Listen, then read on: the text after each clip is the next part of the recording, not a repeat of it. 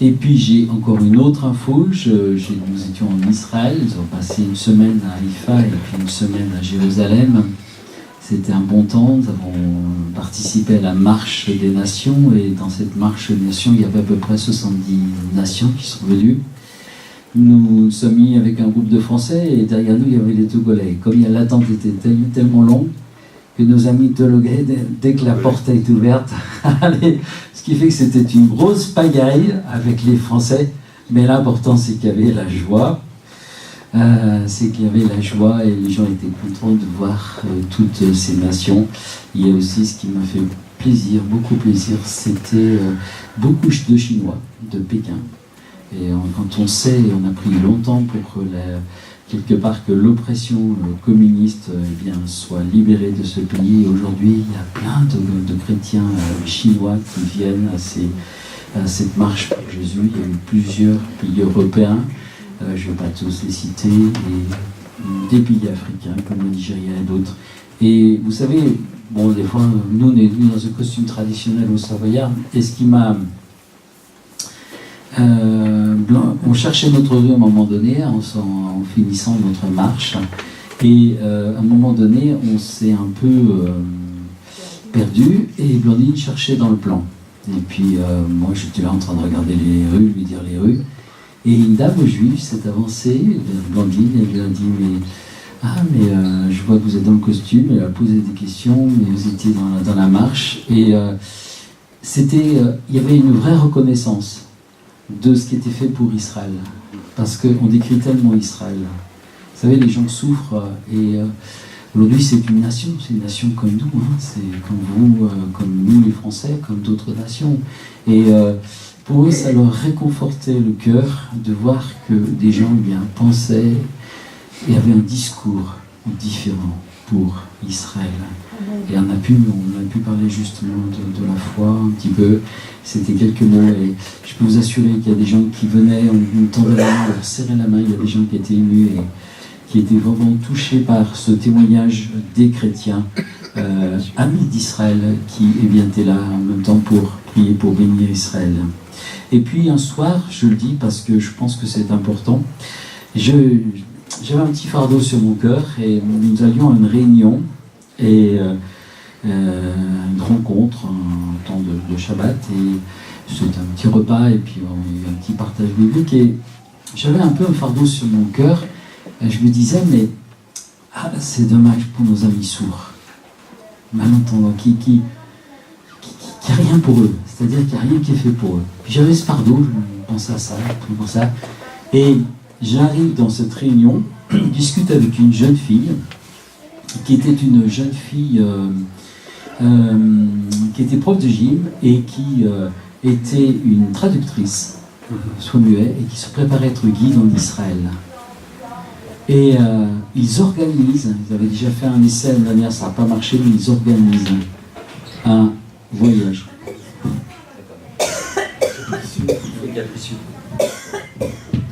Et donc ils organisent un voyage au mois de février, une semaine pour eux, avec 2 traductrices, et ça va, je crois, être de bonne qualité.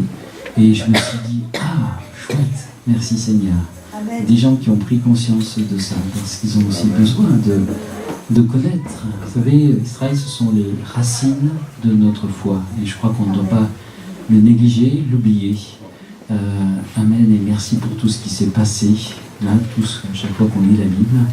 Et bien au départ, c'est les Juifs qui l'ont écrit, et je crois qu'on ne doit pas l'oublier.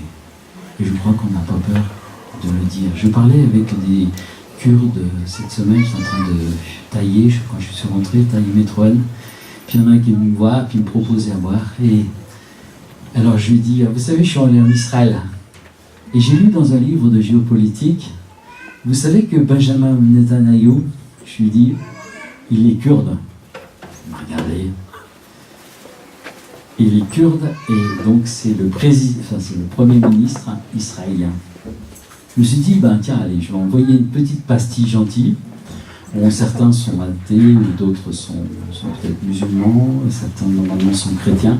Et puis en plus, les Kurdes sont très proches des Israéliens parce qu'ils sont quelque part dans une position très instable entre 4 pays. Alors là, il m'a regardé. Et, pas méchamment, mais surpris. Et je crois que de temps en temps, c'est bien. Moi, quand on me dit que le maire de Londres est musulman, merci Seigneur, c'est un homme qui est tolérant. Moi, je dis aussi, mais je vais dire maintenant, Benjamin Netanyahu est kurde. Amen. C'est gentil. De temps en temps, il faut dire les choses. Amen. Excusez-moi d'être un tout petit peu long. Seigneur, merci pour ce temps que nous vivons, ce temps que nous apprécions, ce temps que tu nous donnes, Seigneur, de pouvoir le consacrer pour toi, Seigneur. Et nous te demandons encore de bénir ta parole, Seigneur, de bénir tous nos amis qui sont venus nous visiter ce matin, Seigneur, dans le beau nom de Jésus. Amen. Nous sommes dans une période de séduction, nous le savons, nous le voyons. Nous nous alimentons à différentes sources qui sont parfois polluées comme Internet. Certains se gavent de messages, d'enseignements, de formations, sans bien discerner, mais ils négligent la prière, la lecture de la Bible et la méditation. Je ne dis pas que Internet est mauvais, mais je dis qu'il faut être prudent. Je pourrais prendre l'exemple de l'alimentation saine. Plein de choses circulent assez contradictoires sur l'alimentation. Il y a des experts en alimentation. J'ai rencontré une femme médecin qui, en Israël, justement ce même soir, alors je vais essayer de voir un peu son programme, qui était dans l'alimentation avec les fruits. Mais quand on lit au bout d'un moment tous ces commentaires, ces uns, ces autres, tout le monde se pose des questions, je vais quand même prendre la protection de Dieu, mais on se dit, je vais quand même éviter d'attraper un mauvais cancer, une mauvaise allergie. Et puis on regarde, ça nous intéresse, on se dit, tiens, il faut être mis la nourriture saine et tout ce qui... Mais finalement, quand on lit tous ces discours de ces experts, on a la tête tellement, je dirais un peu farcie, excusez-moi du terme, je ne sais pas si ça va être facile à comprendre, à traduire, qu'à la fin, on ne sait plus très bien qui dit la vérité ou qui est juste et ce qui est juste et ce qui n'est pas juste. On est complètement déboussolé. Et dans le domaine spirituel, c'est un peu aussi la même chose. L'Internet, c'est pas la vérité et il ne doit pas être notre seule source d'édification. Je crois qu'il faut trier. Et nous avons des fois oublié les principes simples de l'Évangile, qui sont des valeurs sûres de notre foi. Et j'aimerais parler ce matin de 3 piliers de notre foi. Cela sera une boussole dans notre vie. Et vous savez, une boussole, les marins s'en servaient beaucoup, ils avaient aussi un autre instrument dont j'ai perdu le nom, pour retrouver le chemin. Le sextant. Merci, super. Et le sextant. Et nous avons besoin, quelque part, de boussole, de sextant si on est en pleine mer, de repères que nous connaissons, que nous avons vécus, mais dont nous avons besoin de revenir. Alors les choses vont être très simples ce matin, mais je pense que c'est important de revenir sur des bases. La première, c'est le sang de Jésus. C'est une des valeurs importantes. Le sang de Jésus nous parle de la purification et aussi de notre justification. 1 Jean 1, 7 à 9 nous dit, si nous confessons nos péchés, il est fidèle et juste pour nous pardonner et nous purifier de toute iniquité. Jean dira même, le sang de Jésus nous purifie de tout péché, et Darby insiste, il met ce mot de chaque péché. Le sang de Jésus, c'est un passage, c'est une entrée. Nous sommes couverts par le sang de Jésus. Nous sommes couverts, c'est une couverture. C'est la porte aussi du retour vers Dieu. Et nous verrons dans les exemples que je donnerai tout à l'heure combien des gens ont cherché les bénédictions de Dieu et étaient arrêtés, ne les trouvaient pas. Parce qu'ils avaient besoin de repasser par ce chemin-là, par cette porte-là. Si nous nous éloignons, nous allons le sentir intérieurement. David dira dans le psaume 32, versets 3 à 4, « Tant que je me suis tu, les eaux se consumaient. Je gémissais jour et nuit. Car jour et nuit, ta main s'apesantissait sur moi. Ma vigueur n'était que sécheresse comme celle de l'été. » Et parfois nous ressentons cela dans notre âme, cette sécheresse dans notre vie.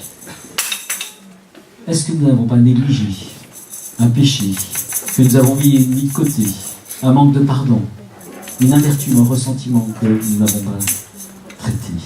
Et si nous continuons dans le passage, chapitre 32, versets 5 à 6 que nous allons prendre, versets 5 à 6, il est dit « Je t'ai fait connaître mon péché, je ne t'ai point caché mon iniquité. » Il est dit « J'avouerai les transgressions à l'Éternel, et tu as effacé la peine de mes péchés. » Amen. David connaissait le pardon et ce retour à Dieu. Et il avait besoin de revenir à Dieu.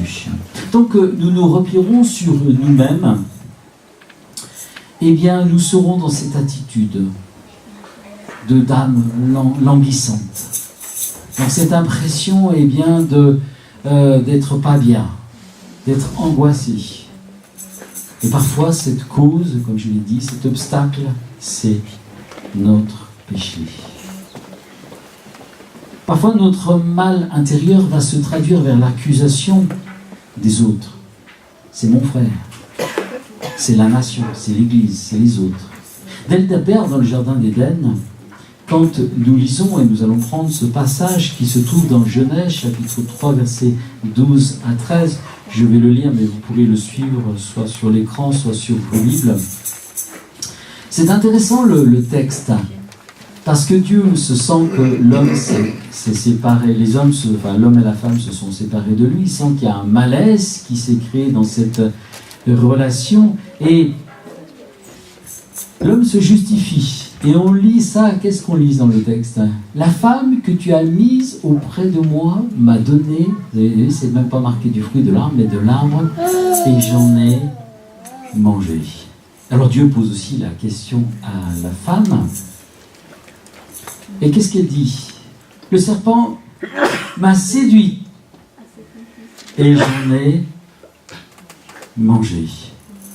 On voit que l'homme et la femme essayent de se justifier, de placer la responsabilité sur les autres. Et vous remarquez, il est dit la femme et non ma femme. C'est un peu quelque part tendancieux cette pensée de dire, presque d'accuser Dieu, mais toi la femme que tu as mis à côté de moi, mais elle est fragile. C'est une femme qui est faible. Tu as mal choisi pour moi. C'est un peu à la limite de cette tendance. Et puis, la femme qui dit à Dieu, « Oh, mais c'est le serpent qui m'a séduite. » Combien de fois nous disons, « Ah, mais le diable est trop rusé, il est trop fort, il est trop malin. » Des fois, dans la prière, les gens viennent vers moi et me disent, « Le diable est trop fort, il m'a eu. » On explique, on prie. Bien sûr, on prend la parole de Dieu, je ne vais pas le faire ce matin. Et on revient à une position qui est juste. Il faut reconnaître notre péché et passer par cette étape de la repentance, c'est-à-dire la reconnaissance de notre péché. Et il nous est dit dans Jacques, ce n'est pas Dieu qui nous tente, mais nous sommes attirés par notre propre convoitise. Et notre convoitise, eh bien, elle va affronter le péché, ça se passe dans nos pensées, et nous devons veiller sur nos pensées. Mais la porte, c'est nous qui l'ouvrons. Le diable peut nous titiller, mais c'est nous qui l'ouvrons. Dans la culture juive, vous y sommes passés, on a un peu imprégné cela, et le jour du grand pardon, qu'on appelle le Yom Kippour, qui a lieu cette année le 29 septembre, est fêté annuellement, invitant chaque croyant, et c'est intéressant, chaque croyant juif à se remettre en question. Bien évidemment, je dirais qu'il ne faut pas attendre le Yom Kippour ou l'année prochaine pour confesser notre péché et vivre cette repentance. Parce que c'est une première étape. Et ensuite, il faut accepter et croire en la puissance du sang de Jésus. Vous seriez étonnés. Parce que écoutez peut-être des reportages ou d'autres choses, ou les gens, mais vous seriez étonnés. Le nombre de croyants, je ne parle pas des chrétiens, bouddhistes, hindouistes, musulmans, catholiques, même moi, jeune catholique, je vivais cela. Parfois même protestants, parce qu'ils ne connaissent pas la révélation de Jésus-Christ. Eh bien, vous seriez étonnés des efforts inimaginables pour obtenir cette purification de leurs péchés. Par des rituels, par des prières, par des jeûnes, en vivant dans cette angoisse de ne pas connaître le chemin du salut. Et c'est un bon moyen de leur parler de l'amour de Dieu et de cette purification possible au travers du sang de Jésus. Malgré tous ces rites qu'ils font, tous ces jeûnes, toutes ces abstinences, ils n'obtiennent pas cette assurance profonde du pardon de leurs péchés. C'est donc une grâce immense. Mes frères, mes sœurs qui êtes ici, vous avez une grâce immense. Amen. Amen. Une grâce immense que des gens ont mis des années de leur vie à trouver ce chemin du salut, de la repentance, de leur pardon, de la purification de leurs péchés et de cette libération, de cette justification. Amen. Ils ont mis des années. Amen. Amen. Est-ce qu'on peut avoir de la joie? Amen. Il m'a sauvé, m'a pardonné de mon péché. Je suis retombé, certes, mais je suis revenu à lui. Et au travers de ma confession et du sang de Jésus dans lequel je crois, eh bien, je me sens soulagé et libéré dans ma conscience. Parfois, on prie et rien ne se passe à cause d'un obstacle. Un homme, un jour, voulait recevoir le Saint-Esprit. Il a couru dans beaucoup de ministères de guérison, mais rien ne se passait. On priait pour lui, il repartait déçu. Et un jour, un prédicateur a eu la justesse de parler des obstacles et du péché et de la repentance. Il a abordé ce sujet et cet homme, en écoutant ce prédicateur, a été convaincu. Il s'est rappelé qu'il y avait un obstacle dans sa vie. Quelque chose qui était là, et dès qu'on lui parlait de cette situation, son cœur était rempli de colère, d'amertume, voire de haine. Son beau-frère l'avait trompé 4 ans auparavant et il lui avait extorqué de l'argent, ils avaient une affaire ensemble. Et puis, la séparation a été brutale. Et il gardait cela dans son cœur. Et il fut saisi, il fut convaincu dans son cœur de cette amertume cachée qui est devenue une haine profonde. Eh bien, il fut convaincu qu'à ce moment-là, il devait le lâcher à Dieu. Ce qu'il a fait. Il a demandé pardon à Dieu. Il a écrit à son beau-frère. Et il ne lui a pas demandé la restitution des sommes qui avaient été extorquées. Il a simplement demandé pardon à cause de la haine qui était dans son cœur et du ressentiment. Et chez lui, il fut baptisé de l'Esprit, visité avec une grande puissance, une grande onction. Amen. Cet homme avait changé. Plus tard, eh bien, il va récupérer cet argent et les choses, la relation va se recréer. Amen. Combien c'est important. J'aime beaucoup le ministère et là, les plusieurs y vont parce qu'on va toujours dans ce terrain-là. On prie pour les gens, mais on va toujours dans ce terrain-là. C'est important. C'est important. Il faut que les obstacles soient levés. Amen. Que les pierres soient ôtées du chemin de nos cœurs, qui est des fois dur comme une pierre, pour que, eh bien, Dieu puisse nous toucher par son esprit. Un autre témoignage qui est un tout petit peu différent, vous avez certainement lu ce témoignage, il est vieux maintenant, C'est une femme qui a travaillé dans les triades japonaises. C'est un milieu très dangereux et aucun homme, il faut être honnête, n'y est allé. Cette femme a senti cet appel et elle a commencé tout un travail dans ces quartiers au Japon qui étaient très très durs. Et vous savez, chaque jour, à Hong Kong, merci. Et chaque jour, ouais, merci, c'est Hong Kong, pardon. Et chaque jour, eh bien, on récupérait un cadavre. Et une nuit, elle était dans la maison avec d'autres sœurs, elle dormait, ses sœurs, et une nuit, elle entend du bruit dans la maison. Elle était terrorisée parce qu'il se passait quelque chose. Elle n'a pas crié, elle a confessé. Vous savez quoi? La puissance du sang de Jésus. Elle a confessé dans son cœur, puis petit à petit, plus fort, la puissance du sang de Jésus. Et cet homme qui était venu pour voler, pour dérober, et peut-être, eh bien, il aurait tué ces femmes, eh bien, il est parti, il s'est enfui. Amen. Amen. Cette puissance du sang de Jésus. Hébreux 9,14, combien le sang de Jésus, qui par un esprit éternel, c'est de faire lui-même sans tâche à Dieu, purifiera-t-il votre conscience des œuvres mortes? Parfois notre conscience est lourde et parfois eh bien, nous avons des choses où d'ailleurs le diable vient nous titiller dans notre conscience, nos souvenirs de ce que nous avons fait, qui n'était pas juste, qui n'était pas sale, et parfois nous avons besoin de le confesser à une tierce personne, à un pasteur ou à une personne dans la relation d'aide, ou à un frère, une sœur, et de prier pour que eh bien, cette conscience, elle a tellement été des fois touchée par le péché, salie par le péché, que eh bien, nous avons besoin de le confesser à quelqu'un, pour que une autre personne entende, qu'il y a un autre témoin, et qu'ensemble on puisse prier, et que le sang de Jésus puisse se poser sur notre vie, sur notre âme, et laver notre âme. Elle purifiera votre conscience. Elle purifiera votre conscience. Amen. C'est une puissance, ça, des œuvres mortes, afin que vous serviez le Dieu vivant.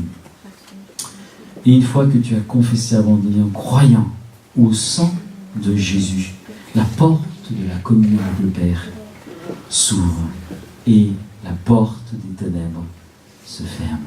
Amen. L'accusation est effacée. La deuxième pensée que je donnerai, c'est le nom de Jésus. Un autre pilier de notre foi, c'est le nom de Jésus. Le nom, c'est une référence. Le nom, c'est une appartenance. Son nom nous apporte de la puissance.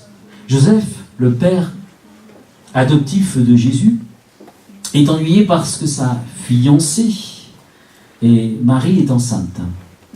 Vous savez, les cultures étaient différentes à l'époque. La loi de l'Ancien Testament, d'ailleurs, était sévère à ce sujet, sur cette question d'une fiancée enceinte. Je vous laisse simplement, pour ceux qui prennent des notes, le chapitre de Deutéronome 22, 23. Et qu'est-ce que fait Joseph pour ne pas la diffamer? On retrouve ce texte dans Matthieu 1, versets 20 à 21. Pour ne pas la diffamer, il propose à sa fiancée de rompre secrètement pour sa protection. Marie avait été avertie, elle avait su qu'elle avait conçu du Saint-Esprit, mais Joseph était un peu en retard par rapport à cette révélation-là. Et il a dû être surpris. Et une nuit, un ange visite notre Joseph. Cet ange lui apparaît en songe. Et clairement, Dieu lui dit, eh bien que ce fils qui naîtra s'appellera Jésus. Tu lui donneras le nom de Jésus. Tu ne lui donneras pas un autre nom. C'est celui que j'ai prévu. C'est pas le chapitre, tant pis. Si tu peux passer le verset Matthieu chapitre 1, verset 20 à 21. Tu lui donneras le nom de Jésus ou Yeshua, si vous voulez hébraïser. C'est un nom précis. C'est pas n'importe quel autre nom. Pierre, dans sa prédication, dans Actes 4, 12, il reprend cette idée. Il n'y a de salut en aucun autre nom. Il n'y a aucun autre nom qui a été donné par lequel nous pouvons être sauvés. pas Bouddha, nous le savons, pas Mahomet, pas Marie, pas Sainte Catherine, pas Saint Georges, pas Saint Michael, pas Saint Christian, pas tout ce que vous voulez, pas Voltaire, pas Luther, pas Calvin. C'est Jésus. Le nom de Jésus. Amen. Un nom que nous acceptons pour notre salut. Une histoire intéressante se trouve dans les Actes, chapitre 19, versets 13 à 17. C'est l'histoire de Juifs ambulants. Et ces gens avaient besoin de travailler, de gagner des sous, et ils pratiquaient ce qu'on appelle l'exorciste. Les prêtres catholiques aussi pratiquent l'exorciste pour gagner donc leur vie. Et ils se sont dit, voyons voir si cette nouvelle recette marche. Et dans le texte que nous trouvons dans Actes 19, versets 13 à 17, ils se sont dit, on va invoquer le nom de Jésus et le nom de Paul. La formulation est plutôt étrange, mais qu'est-ce qu'il dit? Je vous conjure par Jésus que Paul prêche.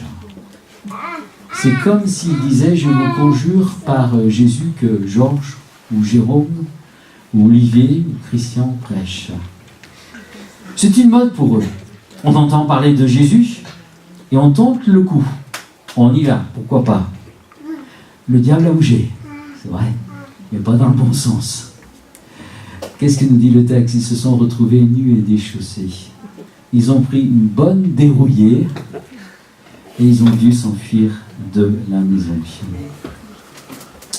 Et ce jour-là, les démons ont dû bien se défouler sur ces exorcistes. L'effet était positif parce que la crainte s'est emparée des gens. Les imitateurs, les faux disciples étaient confondus dans cette situation présente. Et vous savez, les gens ont besoin peut-être des fois d'avoir de la crainte pour ne pas jouer avec les choses spirituelles. Attention à l'imposition des mains, surtout si on n'est pas solide intérieurement, parce que ça peut se retourner contre nous. J'ai fait une expérience, j'étais jeune chrétien, pour beaucoup de combats, prier pour quelqu'un qui était démonisé. Je peux vous dire, j'ai passé une nuit, des mois, un peu dans un ou deux mois en tout cas dans la déprime, et j'ai vraiment pris des attaques et il ne s'est rien passé. J'avais tout pris, j'ai dû comprendre, j'ai dû redescendre. Peut-être c'est l'image un peu ce matin, et bien de redescendre pour prendre l'équipement de Dieu, pour recevoir l'équipement de Dieu. Alors après on ira avec la force de son nom, mais son nom que l'on porte. Ces hommes n'ont pas pu exercer la délivrance parce qu'ils n'étaient pas nés de nouveau, parce qu'ils n'étaient pas baptisés de l'Esprit.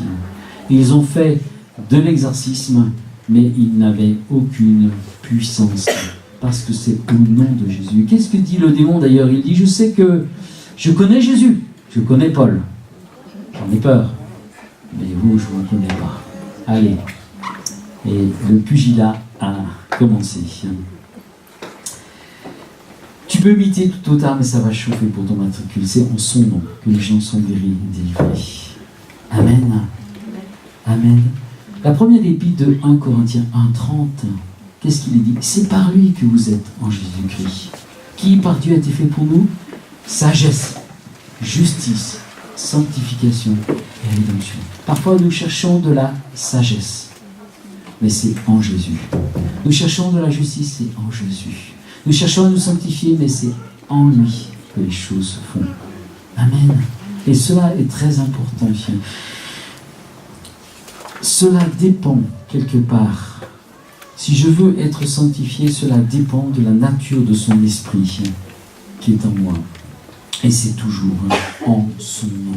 Tout vient de lui. Éphésiens chapitre 1, verset 21, je vous cite simplement le verset parce que le texte serait trop long, mais il est dit que Paul dit que toute la puissance de Christ, que c'est en Christ que toute la puissance est déployée.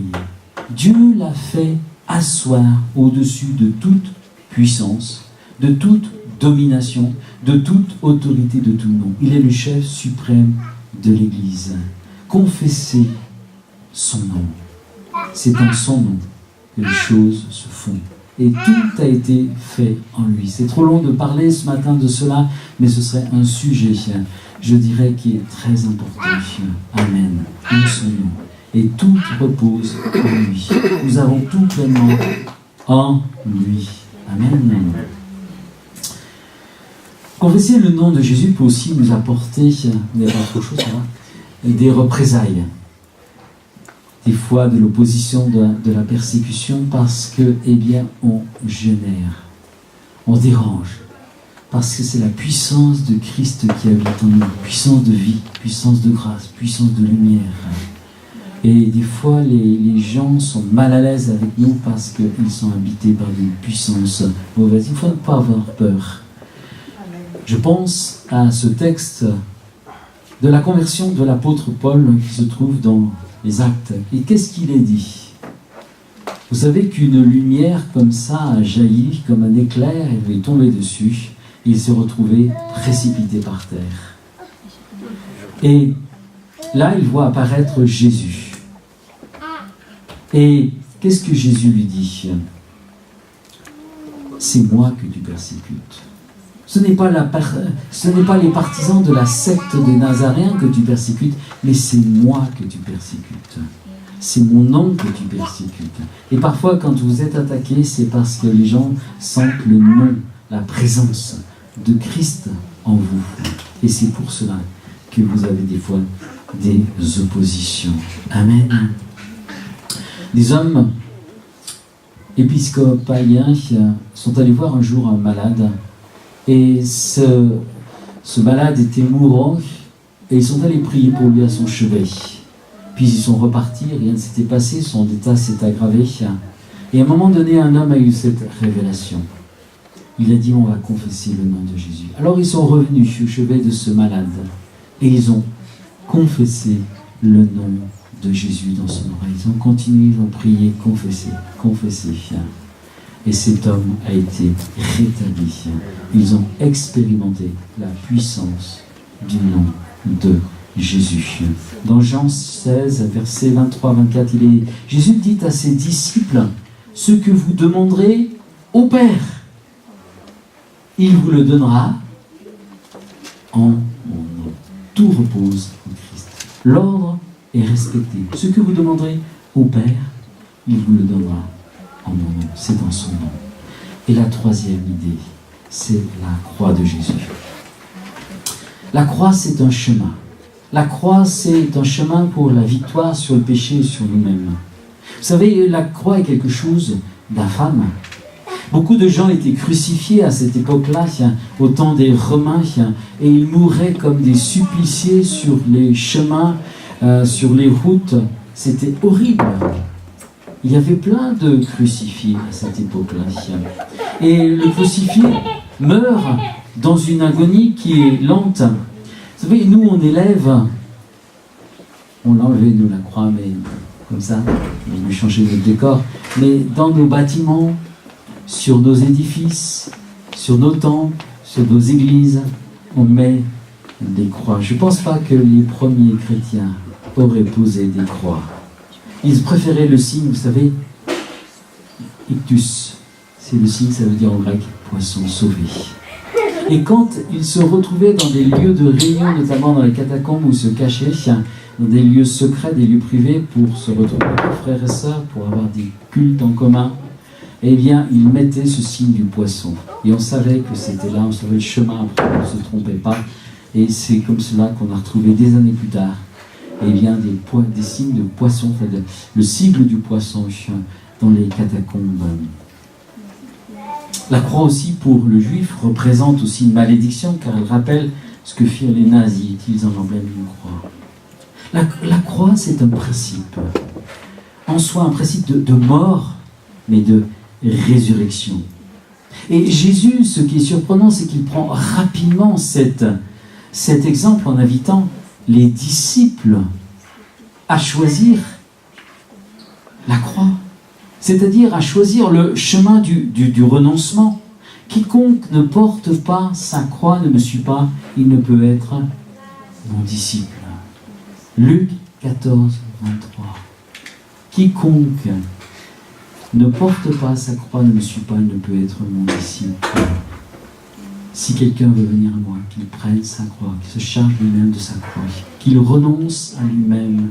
Luc 9, 23.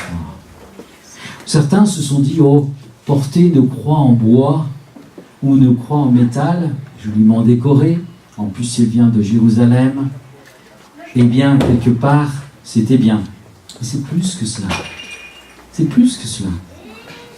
C'est croire que la croix, si vous en portez une, ne l'enlevez pas, je ne vous en voudrais pas, c'est votre, comment dire, c'est pour vous, c'est à vous. Mais la croix, c'est croire que cette croix a la puissance de me libérer de l'emprise du péché, pour vivre en nouveauté de vie. C'est Romains 6. Mais je vais aller plus loin, parce que ce serait trop riche à parler de la croix. La croix, c'est l'abnégation de notre vie pour Christ. C'est accepter des souffrances injustes, c'est accepter des humiliations par moments. Un grand prédicateur qui s'appelait Suso, c'était un homme célibataire au XVIIIe siècle. Il connut un moment difficile.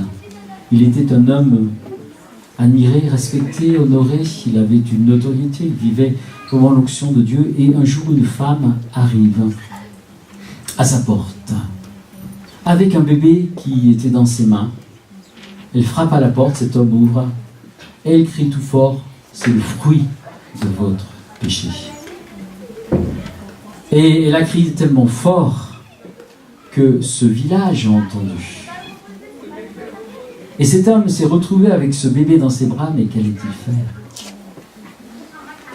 Allait-il, rechercher cette femme pour lui rendre cet enfant? Allait-il saisir le tribunal pour se justifier? Allait-il écrire un article dans les journaux? Allait-il se servir d'Internet, je plaisante, parce que ça n'existait pas à l'époque, pour Facebook ou d'autres choses, pour se justifier? Cet homme s'est retrouvé en un instant comme ruiné dans sa réputation en prenant cet enfant. Parce que, vous savez, les mauvaises paroles, ce sont comme des mauvaises graines. Et ça se développe très très vite, plus que la bonne graine. Et cet homme s'est retrouvé vraiment sous ce choc. C'était un combat. Alors il a pris cet enfant, il est rentré à la maison, il est resté plusieurs jours à chercher la présence de Dieu. Il était impossible de se défendre avec réactivité, surtout à cette époque-là où quelque part c'était une tradition orale. Que dois-je faire, Seigneur?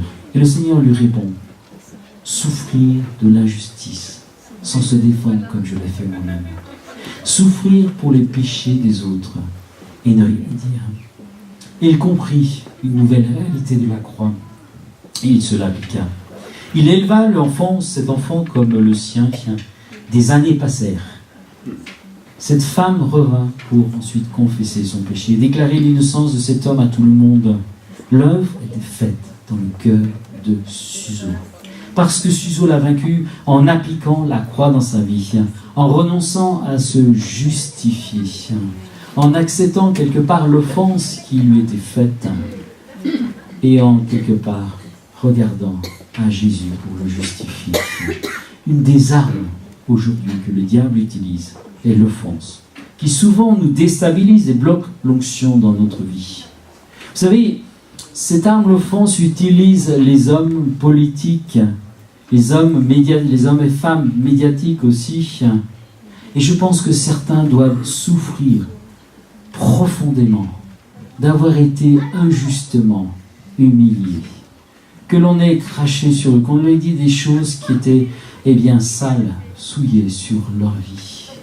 Et je pense que certains doivent se trouver dans une sorte de découragement, de dépression. Faisons attention à nous-mêmes de ne pas participer à ce péché-là. Et à ne pas en mettre une autre couche. Ça, c'est important. L'offense. L'offense. Qui n'a pas été offensé?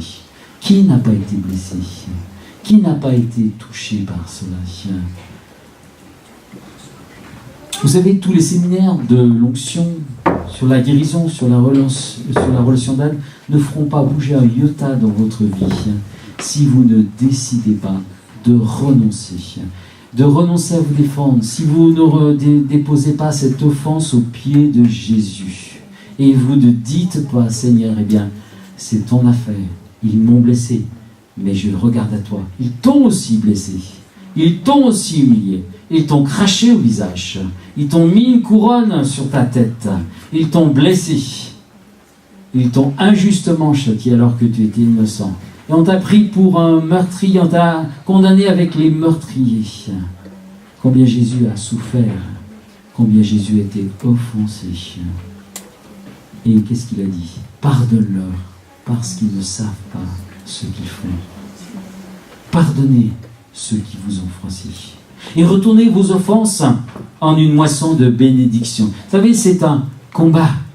Mais si on on n'en prend pas la victoire, eh bien on va devenir amer, on va devenir critique. Et ce sera plus quelque part cette eau douce qui va couler dans notre cœur. Mais ça va être des poisons qui sont amers, qui vont sortir de nos bouches. Et Dieu veut que l'on apprenne aussi à triompher dans ce domaine de l'offense.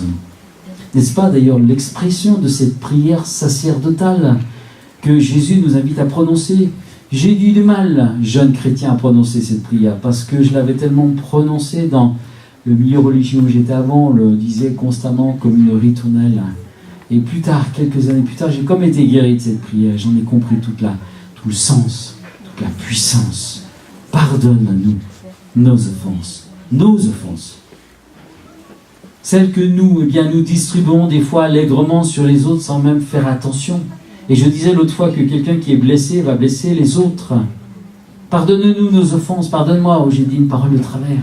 J'ai dit une parole de trop. Comme nous pardonnons à ceux qui nous ont offensés. Amen. Et si Dieu veut que tu pardonnes, il y a une condition. Eh bien, il faut que tu pardonnes à ceux qui t'ont offensé. C'est la condition dans cette prière. Vous savez, des fois, on prie, mais tellement à la légère. Le Seigneur dit, mais ils n'ont rien compris. Ils n'ont pas lu le texte. Ils prient comme ça, mais finalement, rien ne change dans leur vie. Mais si on comprend le sens de ce verset, alors je peux vous dire que des changements vont s'opérer. Parce qu'on va remettre ces offenses à Dieu. C'est ton affaire. Tu vas me défendre. Et combien j'ai vu des fois Dieu me défendre dans des situations qui étaient très difficiles, très douloureuses, où c'était amer, où le cœur pleurait, où le cœur était déchiré. De moi. Pardon, excuse-moi, oui. Combien de fois j'ai vécu ces situations douloureuses, amères. Mon cœur était comme déchiré. Il pleurait intérieurement, il y avait une souffrance, j'avais été blessé. Et j'ai remis ces choses à Dieu. Et j'ai trouvé, eh bien, quelque part, dans cet abandon entre ses mains, cette douceur de l'onction qui réconforte, qui renouvelle, qui rafraîchit. Il y a une puissance de bénédiction dans ce chemin de consécration. Bien sûr, ça ne veut pas dire que des fois il faut s'expliquer et se défendre, mais toujours avec douceur et paix. Amen. Si chaque fois qu'on te blesse, chaque fois qu'on t'écarte, chaque fois qu'on te fait du mal, chaque fois qu'on dit à tort et à travers du mal sur ton compte, si tu sais prendre la croix, alors tu connaîtras la douceur de son onction qui te réconforte. Oh, des fois les coups sont durs, même des fois de nos amis proches, même des chrétiens soi-disant bien consacrés. Et ils ne se privent pas de nous envoyer une bonne rasade, mais c'est aussi pour que quelque part, nous puissions mûrir, grandir spirituellement et qu'on ne se laisse pas arrêter. Et je crois que nous ne devons pas nous priver de cette prière réconfortante qui retourne les situations mauvaises en bénédiction. Pardonne-leur parce qu'ils ne savent pas ce qu'ils font. Amen. Suivons son exemple. Lui qui injuriait ne rendait point d'injure, nous dit l'apôtre Pierre, chapitre 2, verset 23. Maltraité ne faisait point de menaces, mais s'en remettait à celui qui juge justement. C'est un rappel ce matin. Un rappel pour considérer nos voies, examiner notre cœur. Les trois piliers de notre foi.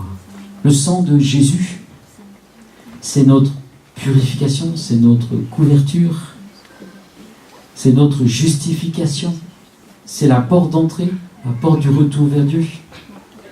Le nom de Jésus, c'est une appartenance, c'est une puissance. Il y a une puissance dans le nom de Jésus, de libération, de guérison, et nous devons l'utiliser. Je vous ai fait un peu peur, mais vous devez l'utiliser, cette puissance, contre les démons. Et si vous avez à cœur de prier pour les personnes qui ont besoin de guérison, de délivrance, formez-vous. Amen. Équipez-vous. Sachez utiliser le nom de Jésus. Amen. Parce qu'il y a une puissance. Et la croix de Jésus, c'est un chemin pour connaître la victoire du péché de nous-mêmes. Et cela, elle va nous libérer. Elle va nous transformer. Amen. Je ne vous ai pas un peu étouffé ce matin, ça va? Amen. Est-ce que nous voulons, eh bien, quelque part, on va se lever. On va se lever, je crois que c'est important.